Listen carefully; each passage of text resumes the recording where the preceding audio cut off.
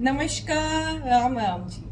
तो आज मैं शालिनी गर्ग आपको एक प्रसंग सुनाने जा रही हूँ। हमने आज तक जाना है कि राम जी ने सीता जी को वनवास दे दिया।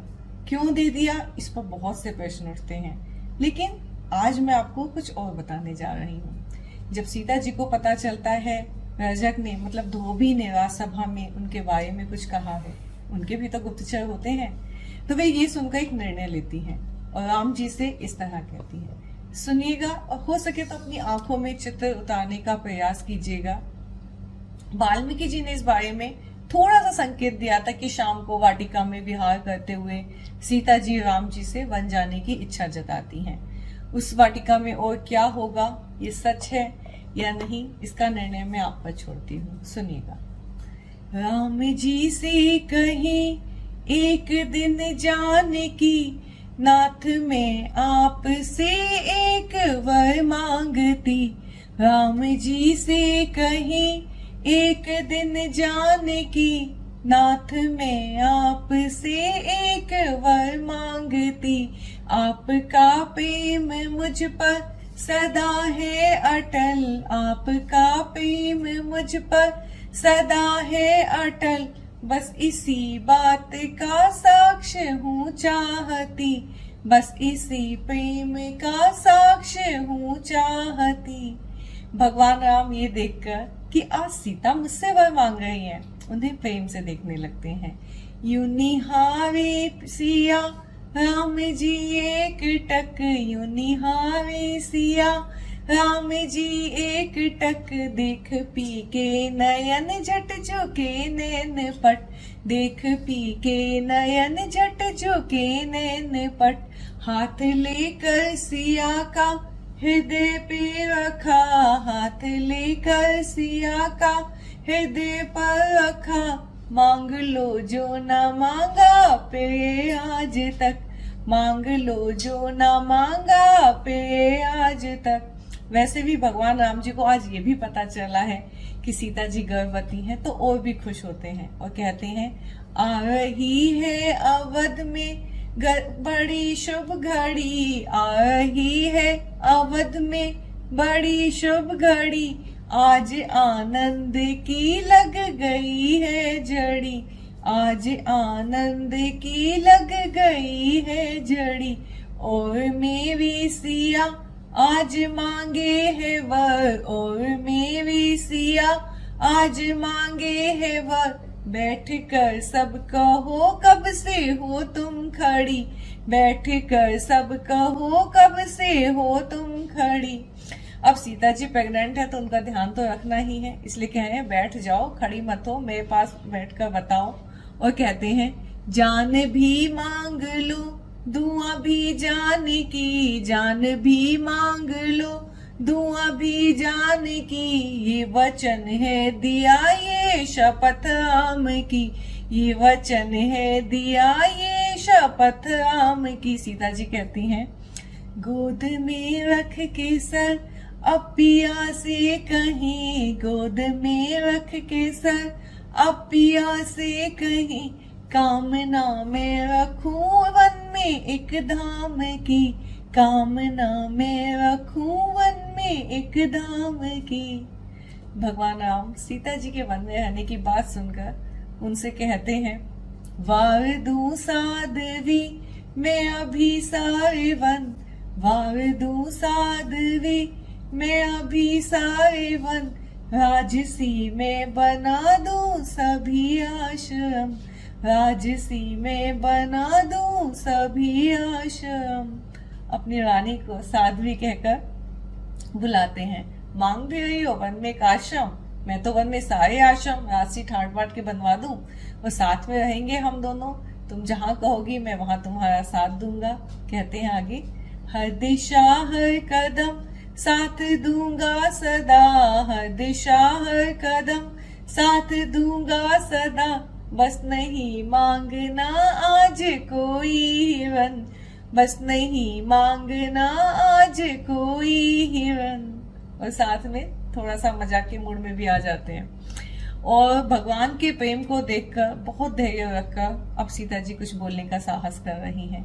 कांपते होठ से जानकी ने कहा कांपते होठ से, जानकी ने कहा कुछ भीगे नयन कुछ गला था रुंधा, कुछ भीगे नयन कुछ गला था रुंधा। और अब कह देती हैं, आपको त्यागना होगा स्वामी मुझे, आपको त्यागना होगा स्वामी मुझे, जो कहा था रज़क ने मुझे है पता, जो कहा था रज़क ने मुझे है पता। रज़क मतलब धोबी। तो सीता जी के त्याग की बात सुनकर राम जी एकदम से घबरा जाते हैं कि सीता ये क्या कह रही हैं। उन्हें प्यार से समझाते हैं। सुन सिया के वचन राम जी चौंकते, सुन सिया के वचन राम जी चौंकते, प्यार से गाल के अश्रु को पोंछते, प्यार से गाल के अश्रु को पोंछते। तुम हो भोली सिया कुछ न ऐसा हुआ, तुम हो भोली सिया कुछ न ऐसा हुआ, मेरी रानी यूं ज्यादा नहीं सोचते, मेरी रानी यूं ज्यादा नहीं सोचते। ज्यादातर यही होता है ना, पति अपने ऑफिस के काम की टेंशन घर पर नहीं बताते, कहते हैं मैं राजा हूँ, मुझे पता है क्या करना है। आगे सुनिएगा। न्याय अन्याय क्या जानता हूँ सही, न्याय अन्याय क्या जानता हूँ सही, जो धर्म राज का है करूँगा वही, जो धर्म राज का है करूँगा वही।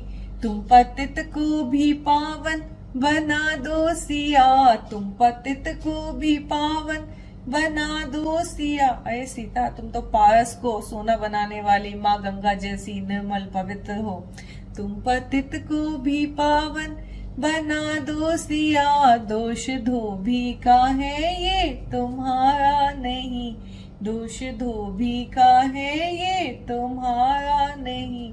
उनको समझाने के लिए कहते हैं कि हम मनुष्य जन्म में आए हैं, कुछ ना कुछ गलती सबसे हो जाती है, मुझसे भी हुई है। वो बताते हैं, आज तक पाप मैंने भी कितने किए, आज तक पाप मैंने भी कितने किए, क्या गिनाऊं तुम्हें जानती हो पे, क्या गिनाऊं तुम्हें जानती हो पे।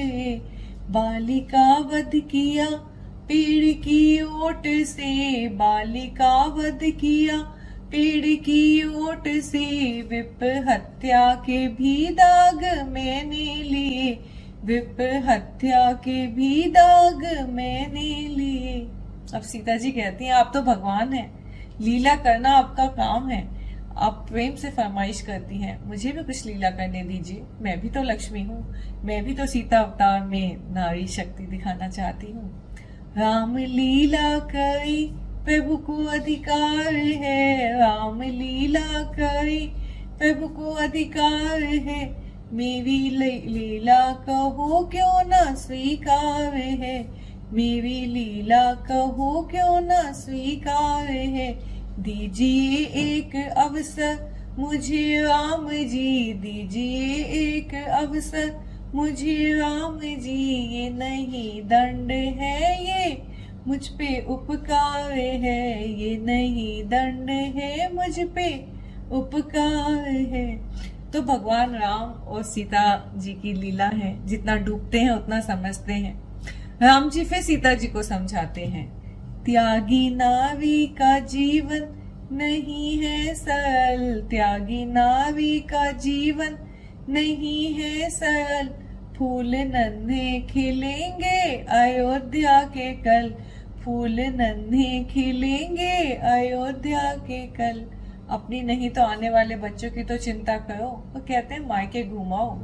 ओ जनक नंदनी मिथिला की मैथिली, ओ जनक नंदनी मिथिला की मैथिली, मिथिलावासी तुम्हारे माता पिता तुमसे कितना प्रेम करते हैं।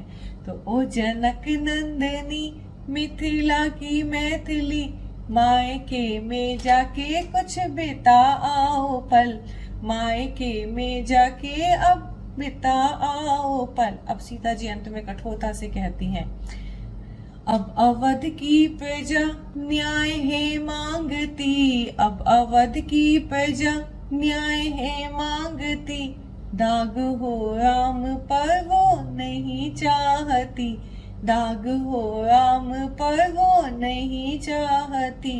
भूमि जाऊं भूमि में समा जाऊंगी, भूमि जाऊं समा जाऊंगी भूमि में। भूमि से उत्पन्न हुई हूँ, इसलिए उनका नाम भूमि था, भूमिजा था। तो कहते हैं भूमि से उत्पन्न हुई और भूमि में समा जाऊंगी।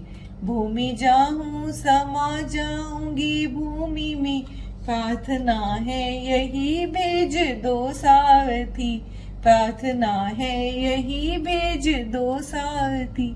या तो आप मुझे भेज दो या मैं अभी पृथ्वी में समाने वाली हूँ, मैं अब आपके लिए कलंक नहीं बनना चाहती। तो भगवान हार मानकर सीता जी की बात मान लेते हैं और कहते हैं, दूर होगा ये तन साथ होगा ये मन, दूर होगा ये तन साथ होगा ये मन, वैद्य ही छोड़ आएंगे तुमको लखन, वैद्य ही छोड़ आएंगे तुमको लखन। सीता जी का एक नाम वैद्य भी है, क्योंकि विदेह देश की राजकुमारी दादाजी वगैरह थे, वो उनका नाम विदेह था। त्याग सीता का क्यों राम ने कर दिया, त्याग सीता का क्यों राम ने कर दिया, गूंजता ही रहेगा युगों तक प्रश्न, गूंजता ही रहेगा युगों तक प्रश्न। तो कैसे भगवान राम ने ये सब बात छिपाकर अपने ऊपर सीता जी के परित्याग का अपयश ले लिया। तो जो मुझे समझ में आया मैंने इस प्रसंग को उसी खूबसूरती के साथ लिखा है। आशा है आपको पसंद आएगा। धन्यवाद। राम राम जी। और अच्छा लगे तो कमेंट जरूर कीजिएगा।